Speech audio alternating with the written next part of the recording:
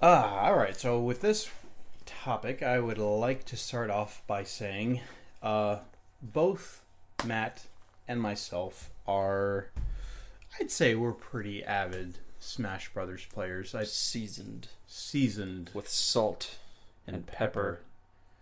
and that was odd. But yes, we're I would put us as mid-tier folks. I think We're we not- could do pretty well in some lower tier tournaments. Yeah, I think so. I think we would do fairly well. We've both played all versions of the game. You have played the original, right? Yeah. Okay. Oh yeah, that's where it started. Okay. Well, 3-year-old Matt played Smash 64. It was garbage, but he played it. and we loved it. We did. And then Melee came out, and there was no reason to ever go back. There was all the reason to move forward. And we realized, my goodness, Oh no, there's such a better game here. there's other people. We need to leave. It's so weird. Like, it's funny because like there are people that say like, oh, Smash 64 is actually, I actually really like that one because there's like huge battlegrounds and like huge like launches and stuff like that. There are people like that. Ethan and Jeremiah love that game. I can't play it. Wow. I can't. Yeah, there's a lot of mechanics that are missing from that first game, but some people swear by it. Melee, there are still Melee purists, although I think that their numbers may have begun to shrink a little teensy bit. But Melee is still like one of the most highly regarded games of the series. I don't think anyone thinks Brawl is the best one anymore. Although when Brawl first came out, there were some advocates for it. And now that Wii U is here, what? I was just gonna say two good things that came from Brawl was, Subspace Emissary was a really cool story mode. It never And- should have been dropped from Wii U, Project M was so much better. which I still need to try out at some point just to see what It's pretty fun. I think you'd like it. And then Wii U came along and was like, okay, this is what Brawl should have been all along, and it's pretty well regarded, almost as much as Melee, I would say at this point. And I have actually, I've kind of loosely followed competitive Smash play, and it is interesting. Like, Melee is one of those games that doesn't make any sense. It's like, I think it had the shortest production time of any of the Smash Brothers games. Like they cranked it out in like under 2 years. It's extremely fast paced. There were just apparently these layers and layers of gameplay options that players over time were able to unearth. We're talking about like wave dashing and fox trotting and fast falling. Although fast falling, that was in there the whole time. If you didn't know about it, that's your fault. But these other tricks and ways of getting the game to go even faster were, discovered, I guess you could say. And basically, and when these techniques came out, if you didn't learn how to use them and when to use them, you couldn't compete. It basically it made like anyone who used these tricks like untouchable compared to someone who didn't use them. And that initially created a fissure, but then I think eventually everyone was just kind of like, no, you're just going to have to learn how to wave dash. You're going to learn how to, do directional inputs and all this extra stuff that Smash really wasn't designed to have, but at high level play, that's just kind of where the game went. That's how you fight. If you're getting into like, if you're playing Evo Smash, Super Smash Bros. Melee, and you're in like the top 16, if you're not wave dashing, you're probably dead. Yeah, or you got in there by sheer luck. Yeah. So apparently for a while now, there's been going back and forth on. There's a controller out there called the Smashbox that looks very much like a traditional arcade stick that you would see in other fighting games like Street Fighter, Tekken, Mortal Kombat, what have you. And arguably a lot of people have said that this controller allows you to pull off those advanced techniques much easier since, it just kind of puts things where they need to be, apparently. I'm not fully aware if it was designed with that in mind, but basically these have shown up in lots and lots of tournaments since they were first introduced. I'm not sure how long that's been, but I would say at least a couple of years now at this point. And there's been some debates between the tournament organizers on whether or not should this type of controller be allowed or should they be limited to just the GameCube controller. And the recent ruling, it looks like, I'm trying to see where this came from. So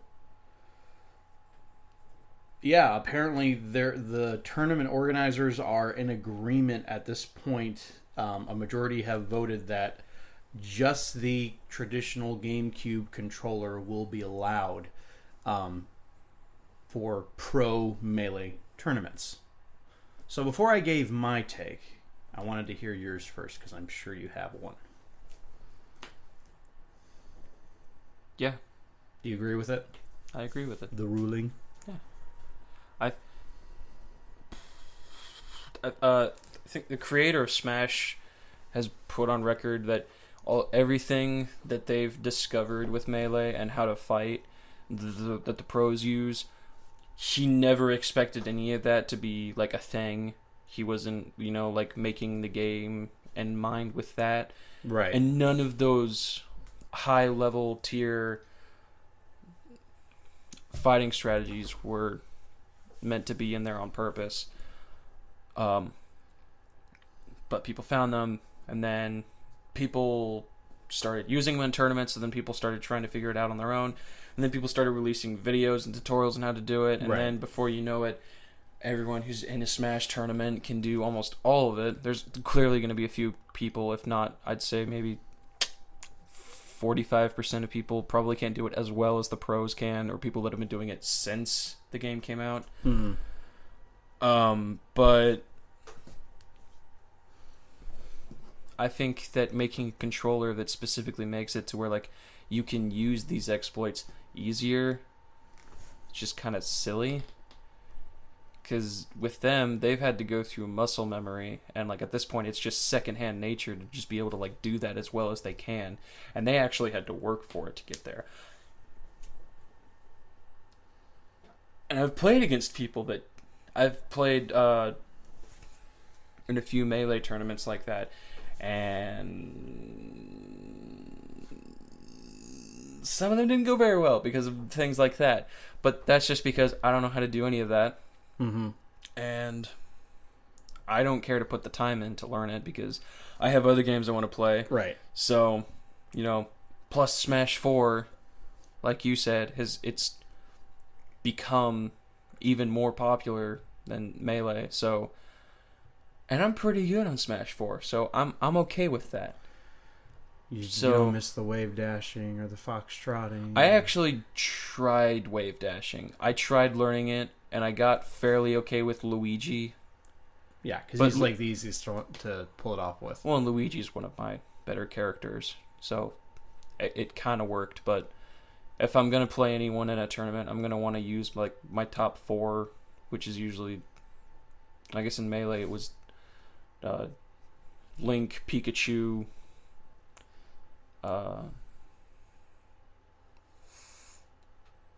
Luigi, and Ice Climbers. So I'd rather use someone that I can attack fairly well with, like Pikachu, than Ice Climbers and Luigi who can wave dash.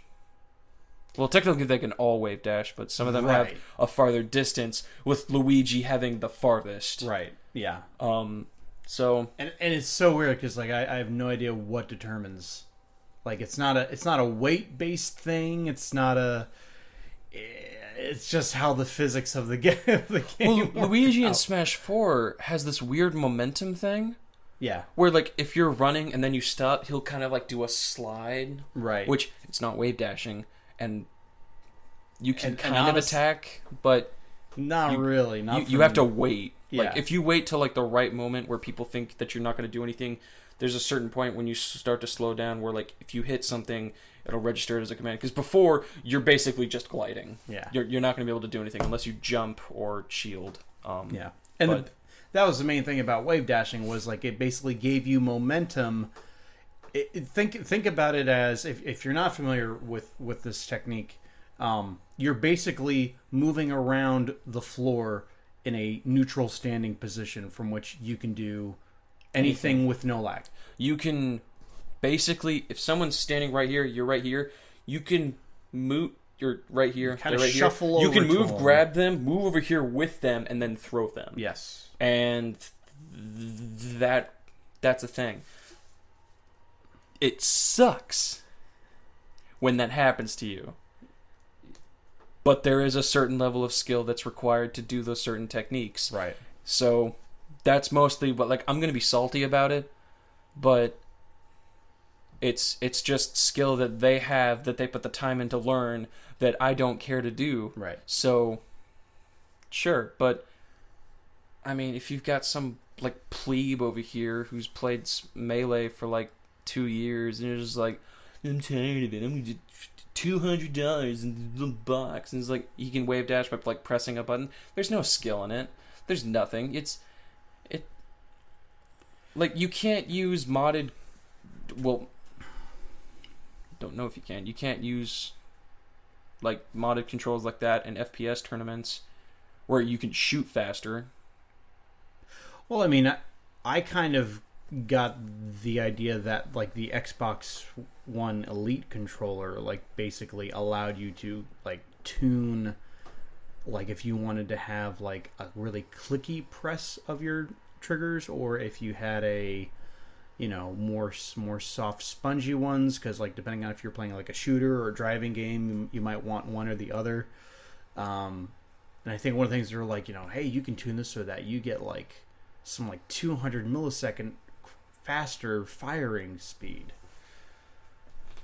So would you say like something like that would be supported in an FPS tournament? No, I don't think so. Well, let me ask you this. The Smashbox looks a lot like your traditional arcade fighting stick, and since Smash Brothers is technically a fighting game, and people, you know, bring fight sticks to name any other fighting game out there that's not Smash, people will typically use. Oh yeah, I think stick. like some pros for like Street Fighter prefer using like the arcade style controllers. Yeah, like I would say most of them do. All the top tier ones do. Yeah.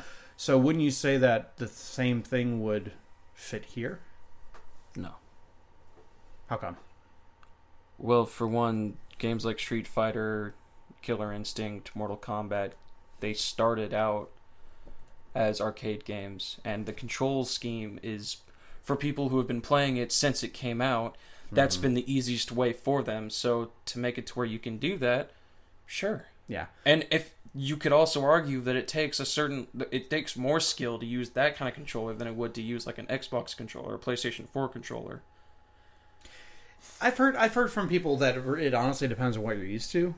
There are some folks in tournaments that use a control pad, like a standard, you know, system controller, but most of them use fight sticks. I totally agree with you.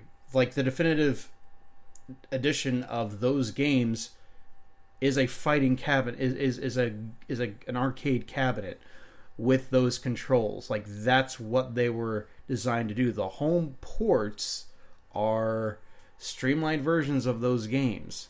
So the standard actually would be the arcade stick, where you have to learn how to play with a stick. It doesn't come naturally if you grew up on a pad. No, and that's one of the big reasons why I'm not a fighting game person. Because like I've gone to a few arcades with friends of mine, And I guess they used to go to arcades when they were younger because they can just destroy me. And a lot of the combos come from you moving your stick in different directions while pressing simultaneous buttons at the same buttons simultaneously.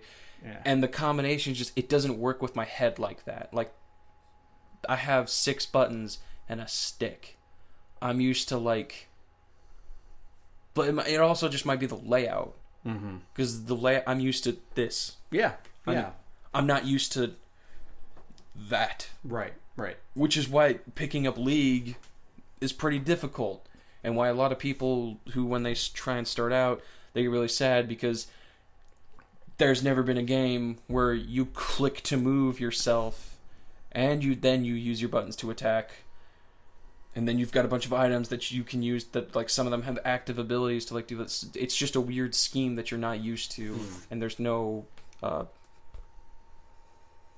what's it called? I used it, like, 10 minutes ago. Muscle memory. There's no muscle memory for it yet. Yeah, and so those games all started out as arcade games. Smash Brothers. Not only did it not start out as an arcade game, there's no arcade port of it. No. It's only ever been a home console game. So the standard is the GameCube controller. I kind of look at the Smash Box as kind of like what you said with like FPS and other game tournaments that, you know, you're not just allowed to bring any controller. Exactly. Like there is a standard controller that you use. And the other thing is the Smash Brothers, it's a fighting game, but it's almost like a platform fighting game. Like there's, you know, your defensive options don't just include blocking and evading. They also include how do you get back to the stage? How do you edge guard? Like that's a gigantic part, because if you get knocked off, you need to think about how you're coming back and what'll work, because you have like 3 seconds before you have any opportunity to do any of that, and if you mess up, you're basically dead. And what could possibly prevent you? Well, like what options your opponent has to keep you from coming back to stage. Yeah, because there's moves where you could die at literally 12% because someone gets a smash move right and you get meteor smashed to death. So it's not like when people say, "Oh, well, it's a fighting game." That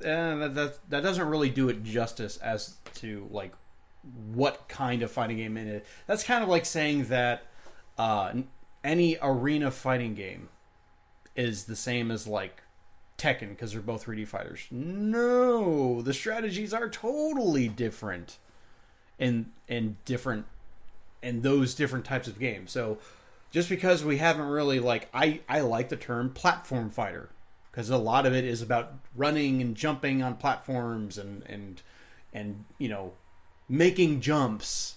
Like you're not going to make jumps in Killer Instinct. You can jump, but your arc is not as important as it doesn't mean life or death. Yeah. Whereas it does mean life or death in Smash Brothers. Yeah. So yeah, I think we're in 100% agreement here. Like you know, if you want to learn doing this, that's fine. But honestly, I think if you were to allow a controller like this, then you really don't have any. You can allow any controller into it. Also, I know someone's going to talk about it because I mentioned it. Just League of Legends. There are some people that will get like you've seen mouse pads with like the buttons on them for quick access. Yeah. Well, I'm pretty sure that most pros do that, and most League streamers use mouse pads like that because. You mean just mice? Well, not just mice. Like they've. Well, some of them might just use it. I don't know. But one guy that I follow, Magikarp Used Fly, he has a mouse like that where he's got buttons on it, and it's also got like one of the spheres instead of just like the roller. And that's how like he's able. There's a few different ways to look at yourself. You can have your camera locked onto you at all times, or you can have it on free roam where you can control where the camera goes. So like if you have a global ability and you want to make sure that you can get it, like you've got teammates are fighting, there's a team fight going on, you've got a global ult that can hit them, you're gonna want to be able to see them. You're not gonna want to just like look at your map and go like, I think that'll do it. So like that makes it easier, and also like having certain buttons next to each other is also pretty easy. So that's a completely different thing. Yeah, because a keyboard has like 100 buttons. And also, in closing, with even though I don't think it's as easy, I honestly don't know if it's as easy as like you said, like you hit one button, you can wave dash. No. But you're talking about with the Smash box. No, I'm sure it's a bit more than that. Yeah, but at the same time, this controller was literally designed to make you a better tournament player without an equal amount of effort to go into it. Exactly. If you just want to join a tournament to like make easy money, and you don't want to put the time and skill into it, you just buy like a controller that lets you play like a pro. Like that's not you winning based on skill. Right. It's why I have a preference of even playing with just friends. I don't turn on any items, and I prefer playing on Omega maps, because if I lose, I want to lose because either someone else was better than me, or because I personally messed up. Yeah, if you go into a tournament and you're up against a guy using a GameCube controller and he can't, like, he's limited by that controller and what he can do, is that really a win on your part? Fairly, I mean, I know it's going to count as a win, but this is why we have these rulings that I agree with. I'm glad that the tournament organizers pretty much are all in agreement on it, and we can have some fair Smash matches and tournaments.